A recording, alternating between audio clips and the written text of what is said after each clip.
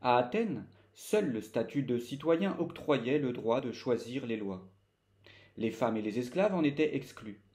Si cela fait frémir aujourd'hui, cela fera frémir demain de savoir qu'il fut un temps où régnaient des maîtres, élus ou non. La démocratie athénienne était imparfaite en ce sens qu'elle ne permettait pas aux femmes de voter d'une part et qu'il y avait des esclaves d'autre part. Mais l'actuelle démocratie où le peuple se contente de choisir son maître et non de choisir ses lois est tout autant imparfaite. Au sein de cette dernière, on ne retrouve plus ou moins que des esclaves, femmes et hommes, qui choisissent leur maître.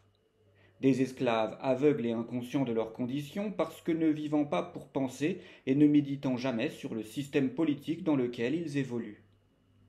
La démocratie athénienne n'était pas parfaite, certes, mais que ce soit la prétendue démocratie actuelle, cette sournoise démocratie participative, cet oxymore politique, ce grand leurre où l'on choisit ses maîtres qui le dénoncent, est une des choses les plus grotesques qui soient.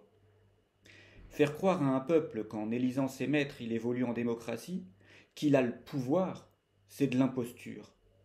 C'est comme faire croire à des esclaves qu'ils sont affranchis parce qu'ils choisissent leur maître.